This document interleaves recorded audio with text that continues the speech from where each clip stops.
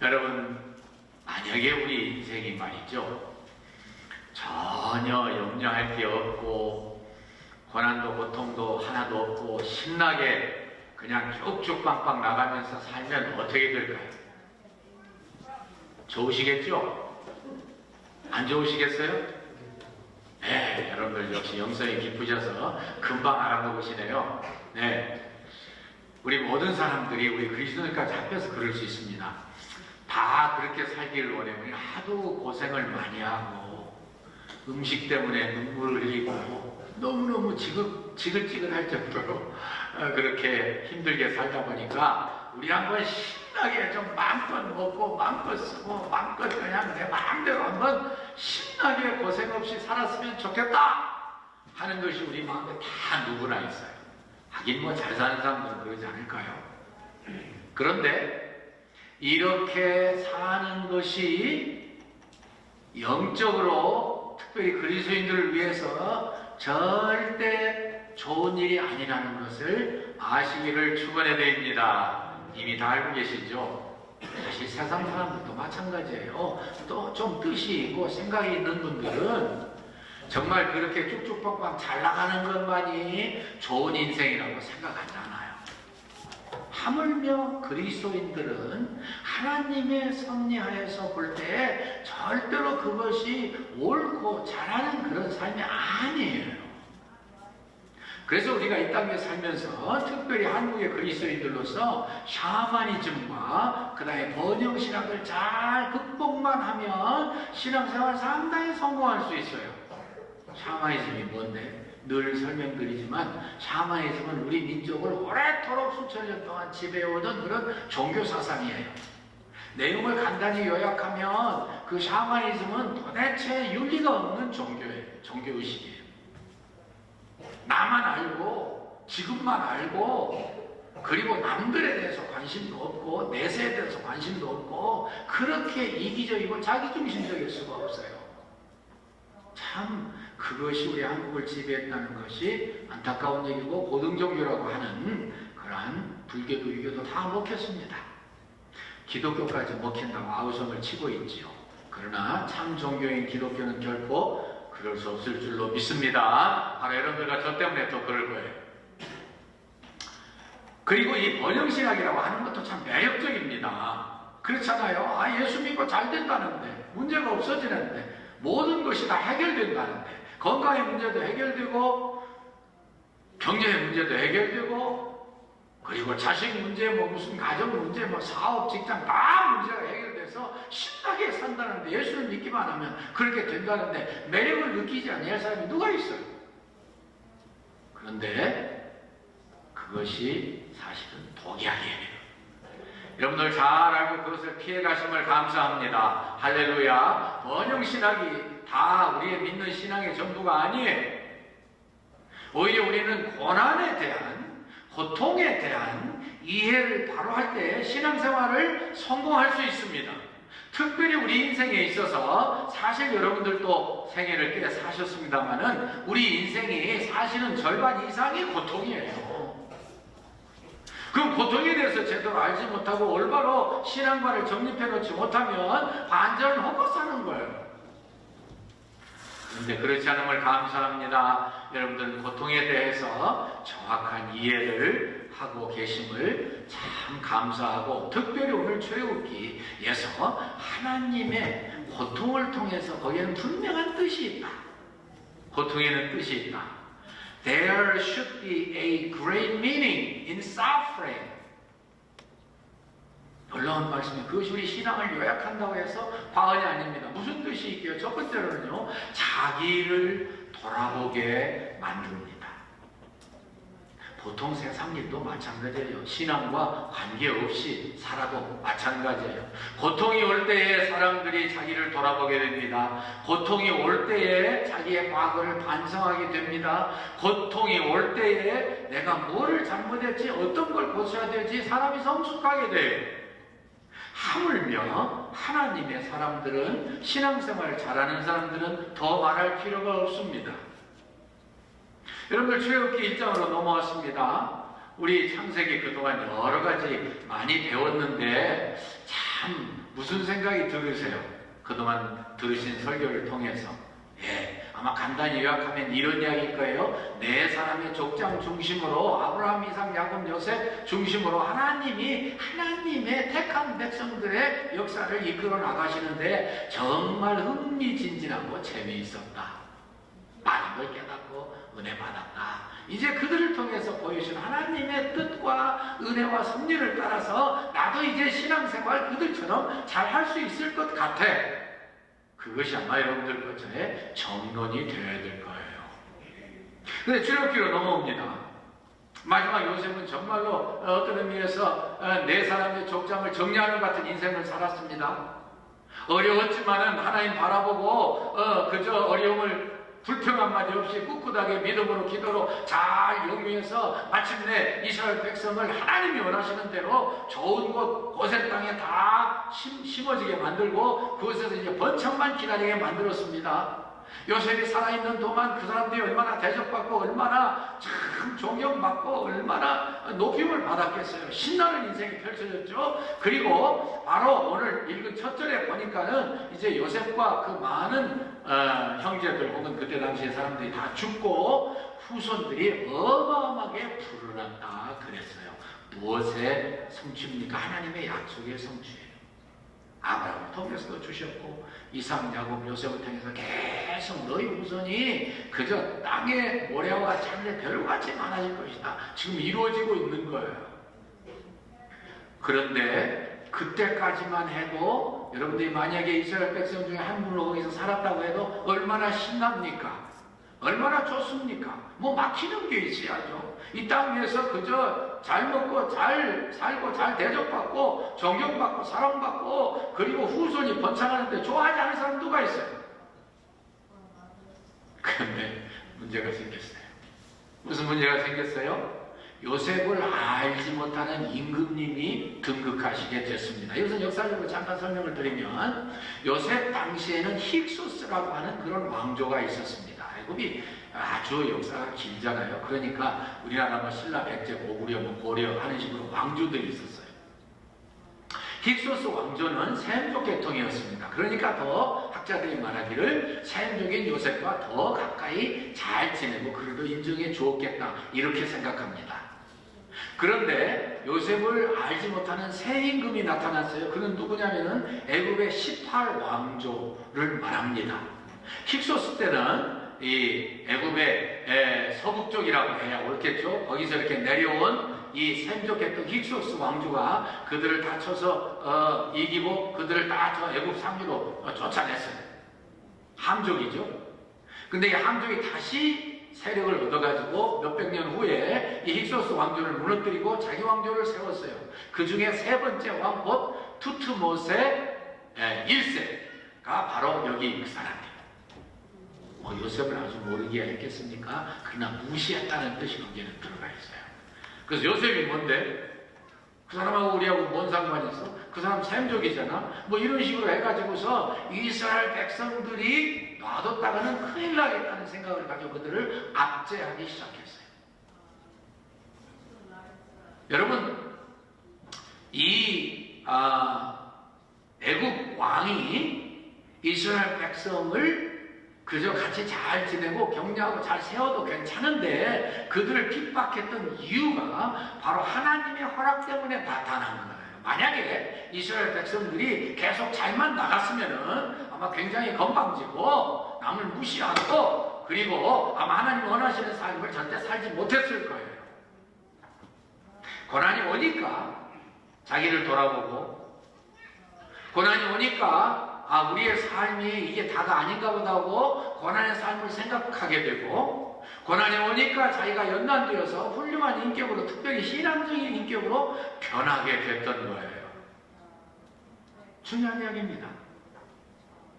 이스라엘 백성들이 이러한 사실이 없으면은 절대로 자기를 돌아볼 기회를 갖기 어렵습니다.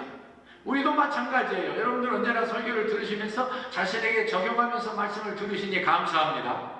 할렐루야. 네, 반드시 그래야지. 지금 나에게 주시는 말씀이니까요.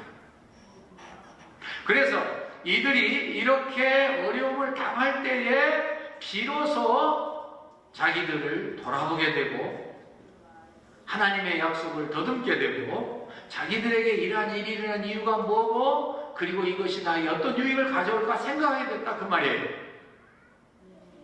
특별히 이제 여러분들과 저는 우리가 보통 그저 생각 없이 깊은 생각 없이 그저 이스라엘 백성들이 400년 동안 고난을 당하고 고통을 당했습니다. 그런데 그거 저는 전에부터 그게 아니라는 생각을 했어요.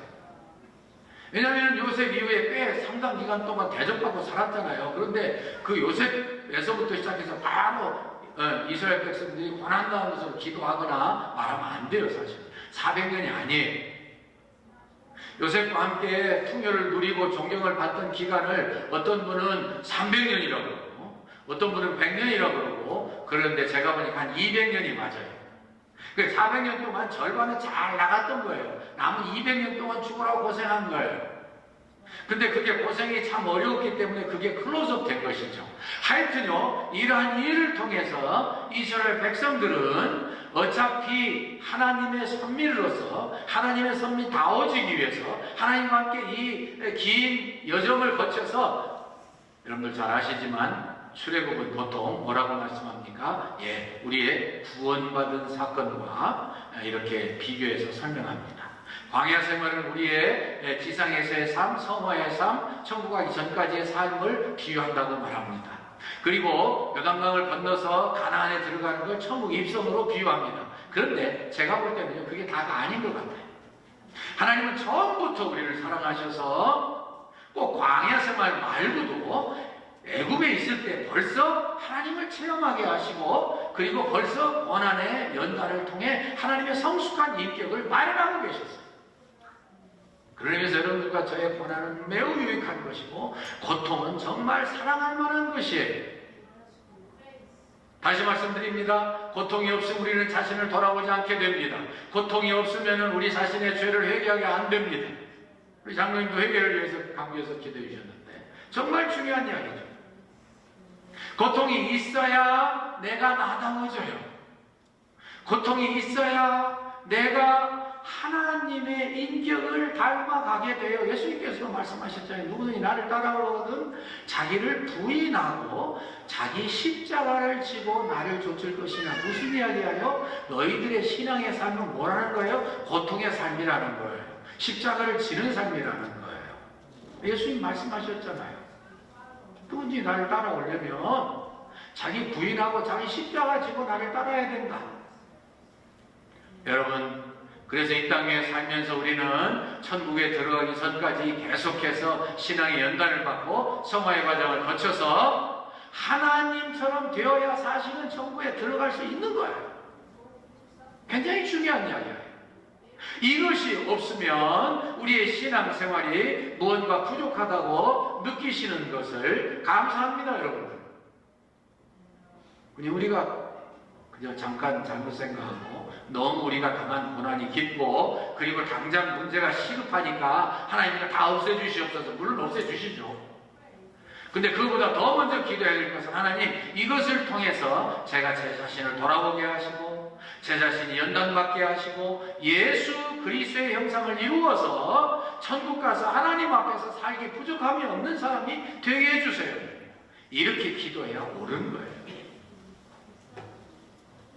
여러분들 생각해보세요. 이 땅에 살면서 하나님 우리를 사랑하시기 때문에 마치 우리가 우리 자녀들을 연단하듯이 훈련하듯이 때에 따라서는 그저 종아리로 때려주듯이. 왜 그래요? 사랑하니까, 부족하니까, 아직 연약하니까, 아직 낮은 단계의 인격이니까 그것을 높여서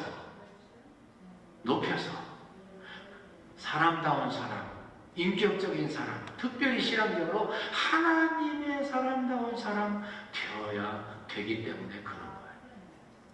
여러분, 그래서 우리 인생은 어떤 의미에서 고난의 길일 수 있습니다. 잠시라도 놔두면 우리는 한눈 팔고 세상적으로 그냥 세상 짝짝꿍하고 맙니다. 그래서 하나님이 그걸 원치 않으시기 때문에 계속 그걸 보내시는 거예요. 보십시오. 여기에서부터 시작해서 이제 계속 그저 한 단계 넘기면 그 다음 고난이 기다리고 있고 고난을 또 넘기면 또 다른 고통이 기다리고 계속 그러잖아요. 그걸 어떤 의미에서 출애굽은 바로 그 기록이에요. 열재앙도 마찬가지고 그리고 6월절도 마찬가지고, 출애굽에서 신나게 찬송하고 오다 보니까 앞에 뭐가 놓였어요? 홍해가 놓였어요. 그것을 건너가는 동안 신앙이 무지하게 자랐어요. 홍해를 건넜습니다. 광야를 계속 갑니다. 갈 때마다, 그리고 싸울 때마다, 그 고비를 넘길 때마다 계속해서 우리를 막는 그러한 산이 있어요. 연단의 산이 있어요. 고통의 산이 있어요. 근데 그것들을 극복하면 할수록 점점 하나님을 닮아가게 된다, 그 말이에요. 그것이 히브리서, 출애굽기의 전체의 요약이라고 할 수 있어요. 계속해서 우리 앞에 우리를 도전하는 시련의 산이 놓여 있습니다. 그렇기 때문에 우리는 긴장해야 돼요. 너무 쉬어서는 안 돼요. 물론 쉬면서도 마음으로 기도하시겠습니다만은, 이 일을 극복하려면 우리에게 믿음이 있어야 돼요.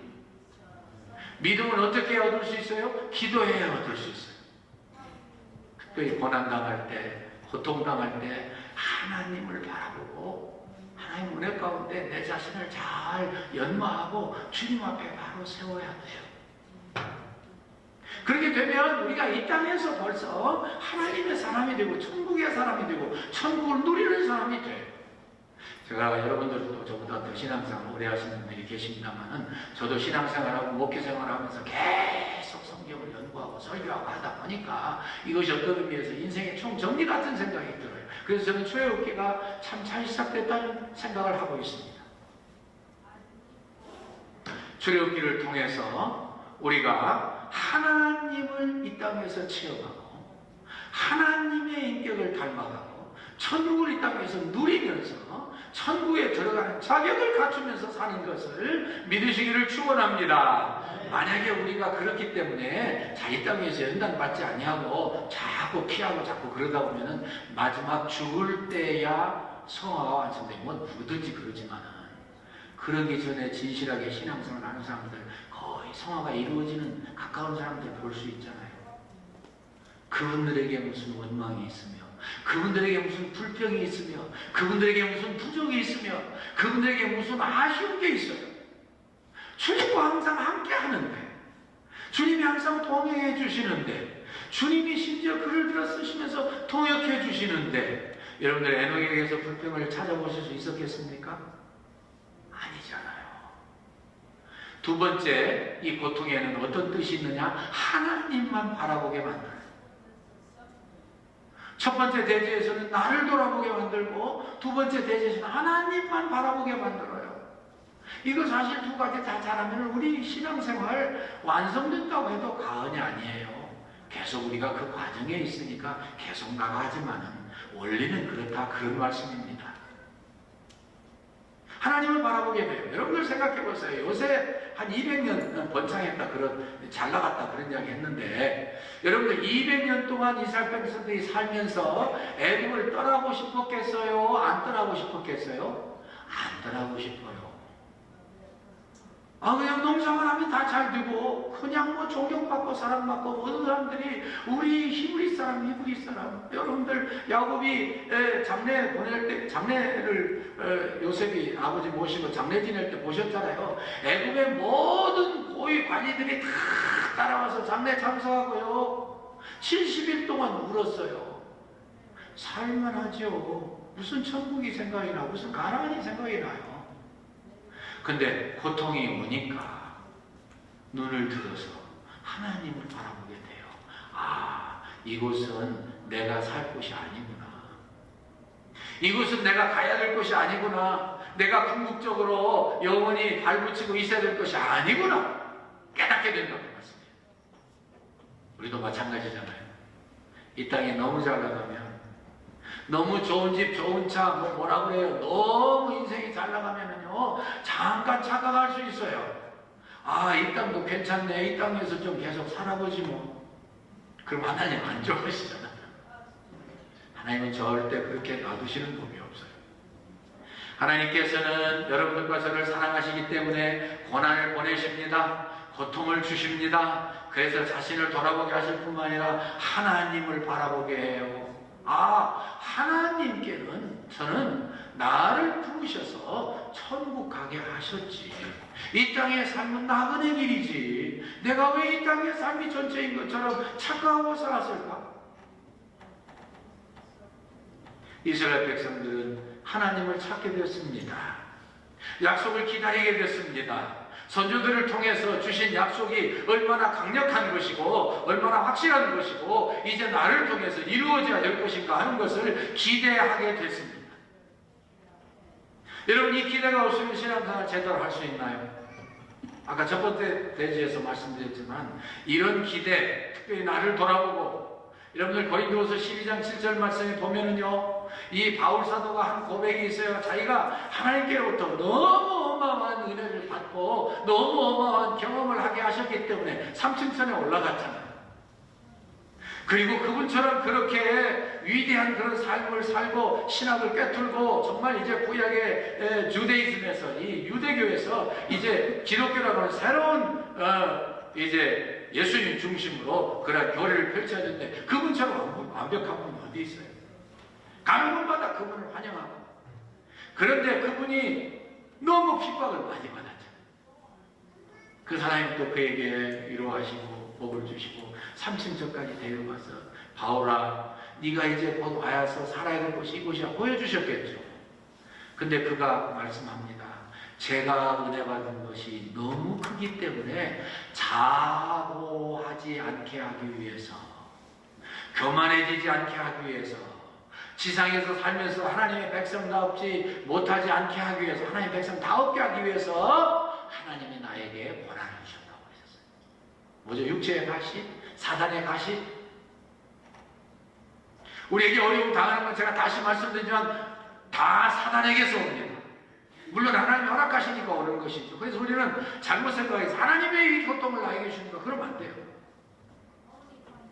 많은 부분 내가 잘못해서 그러는 수가 있고요. 또 하나님께서 이 사단이 우리를 계속해서 늘 요한복음 10장 10절을 제가 인용합니다만은 도적이라는 것은 도적질하고 죽이고 멸망시키려는 것 뿐이요. 내가 본 것은 야 이제 생명 주고 더 풍성하게 주려 하리라. 하나님이 허락하실 뿐이지 하나님이 주시는 고통이 아니에요. 기도 잘못하면 안 돼요. 그러나 우리의 유익하게 되니까 허락하시는 거죠. 이스라엘 백성들이 하나님을 바라보고 삽니다. 하나님의 뜻을 구합니다. 하나님의 약속을 바라봅니다. 하나님의 그 놀라운 주실 축복을 늘 사모하면서 가나안 복지를 향해서 달려나가게 되듯이 우리가 바로 그렇게 삽니다. 그럼 되는 거 아니에요? 어디 가면 우리 참 한국교회 두 대표 중에 한 분이라고 할 수 있는 손영은 목사님, 저는 가끔 그런 이 멜로디가 이렇게 머리에 떠오르는 때가 있습니다. 낮에나 밤에나 눈물 모으고 내 주님 오시기만 기다립니다. 멀리서 이상한 구름만 봐도 행여나 내 주님 오시는가 해요. 머리 들고 멀리 바라보니 오 주님 언제나 오시렵니까? 고난이 심할수록 고통이 강해질수록 우리는 눈을 들어서 하나님을 바라보고 비로소 하나님과 하나 되고 하나님과 동역하게 되고 하나님과 함께 살기 때문에 모든 것을 극복하고 주님의 승리를 체험하며 증거하게 된다 그 말이에요. 여러분 9.11 한 점 지금 좀 띄워주실 수 있어요? 사진 좀. 어저께가 9.11 20주년이에요. 한번 봅시다. 좀 꺼주시오.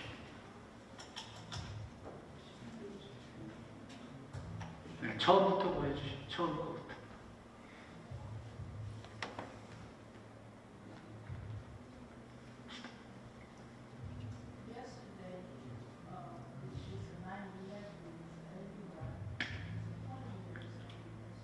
처음으로 보고 가는 겁니다. 아시겠나요?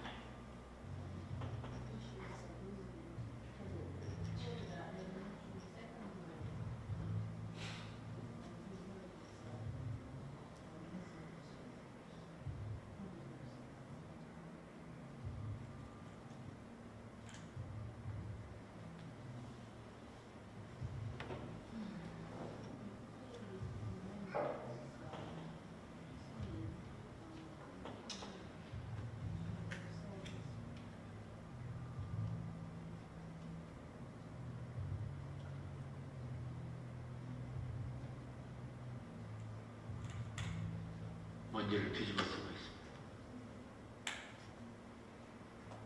있습니다. 파이어.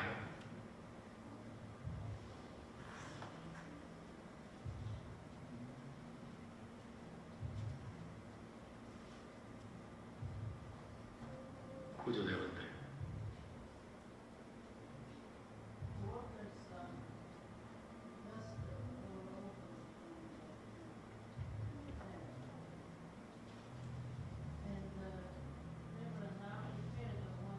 나중에 이렇게 빔을 올렸죠.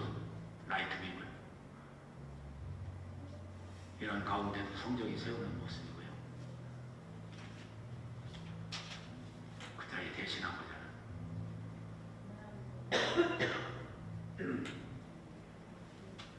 Never forget 9/11, 2001. 감사해요. 아주 잘 보여주셨네요.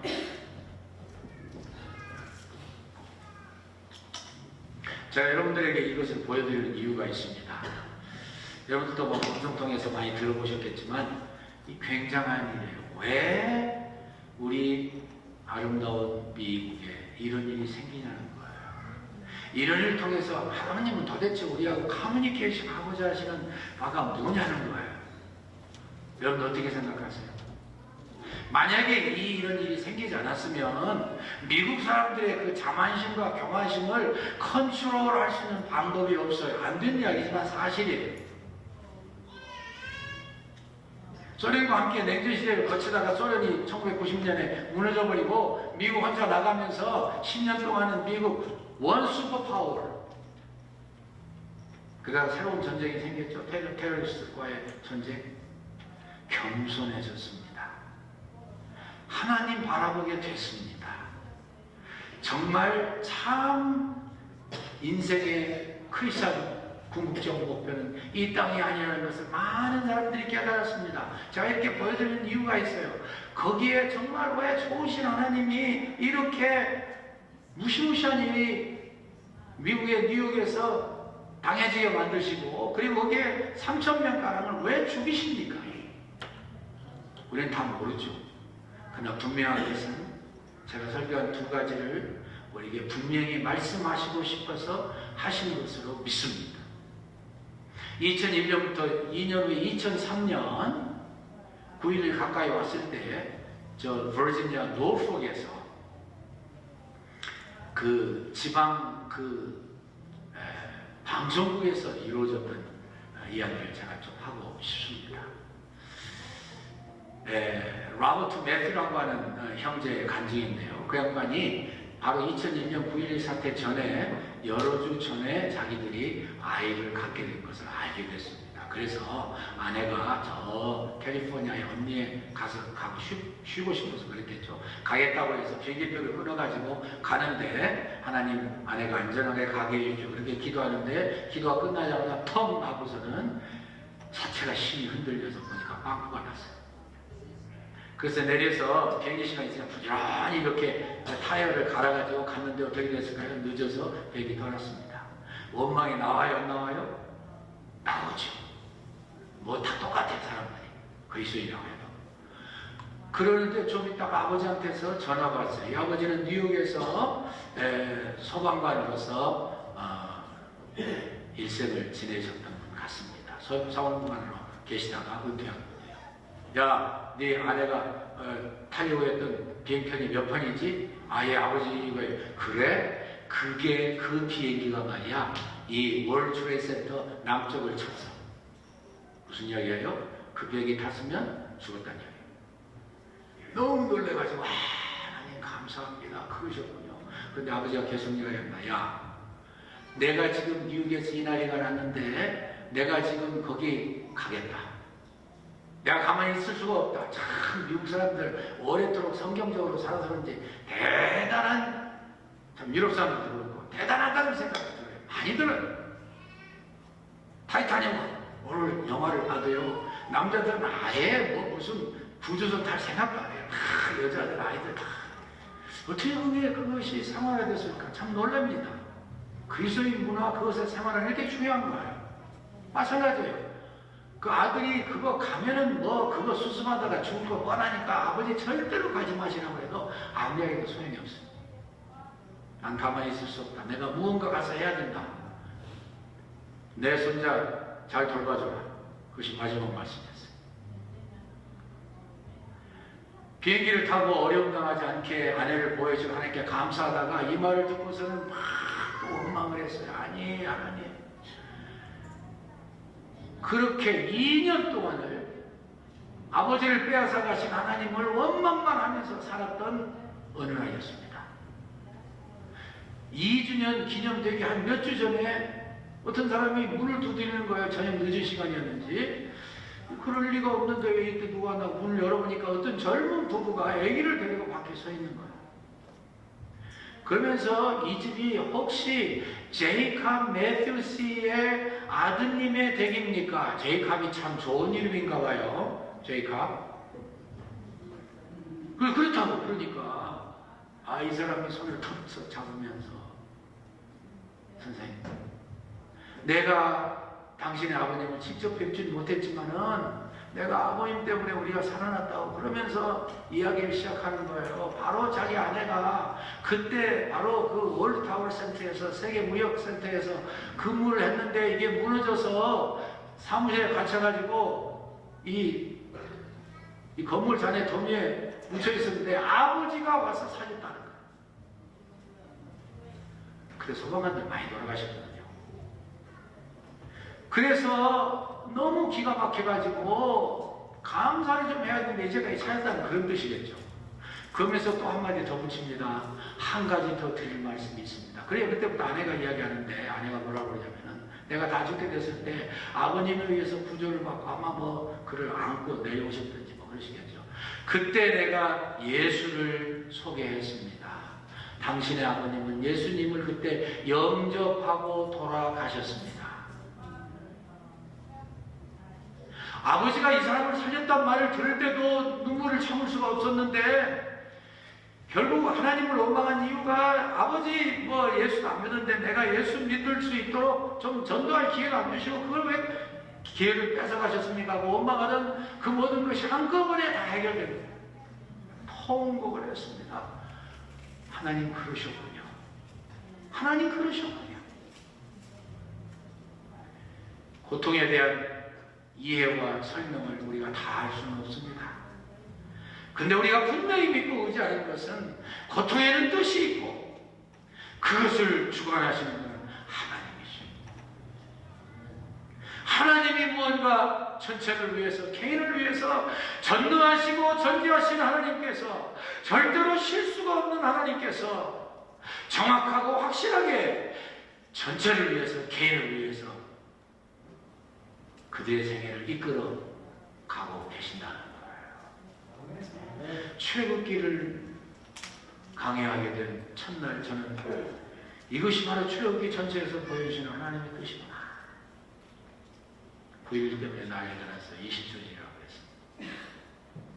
예수 잘 믿지 않는 사람들은 지금도 분노의 일을 갈든지 뭐 그분들은 뭐라고 하는지 모르겠어요. 그러나 예수 믿는 사람들은 하나님의 거룩하신 뜻, 고통에는 뜻이 있다. 뜻이 있다. 하나님의 오묘하신 섭리를 다시 의지하면서 세상에 한눈 팔지 말고 천성을 향해서 눈을 돌리며 날마다 내 자신을 부인하고 십자가를 지고 가면서 그 위기 때도 전도를 했던 이 사랑하는 자매님처럼 시원한 바람과 함께 전도의 부흥을 일으키시며 바람을 일으키시며 저 여러분들의 삶이 하나님 앞에서 인정받고 축복받고 많은 분들을 유익하게 해 주실 줄로 믿습니다. 하나님 아버지 감사합니다. 오늘 정말 의미 깊은 날, 역사적인 날, 출애굽기를 시작하면서 고통에는 뜻이 있다. 저희를 향하신 하나님의 오묘하신 섭리와 사랑을 살펴보게 하셔서 감사합니다. 아버지 하나님, 이 사실을 통해서 하나님을 다시 생각하고 하나님의 섭리를 다시 깨달으며 믿음으로 순종하여 무슨 일을 만나든지 하나님이 허락하신 것은 나에게 유익한 것이고 합력하여 선을 이루는 것이고 기도하신 장로님의 기도와 같이 아버지시여 육신을 위해서 근심하지 아니하고 하나님의 일을 위해서 성령님을 위해서 근심하는 하나님이 기뻐 받으시는 신앙 인격들 다 될 수 있게 복내려 주시옵소서. 이 땅에서 천국을 누리고 이 땅에서 천국을 힘있게 나는 하나님의 사람들 되게 하시옵소서. 예수님 이름으로 기도합니다. 아멘.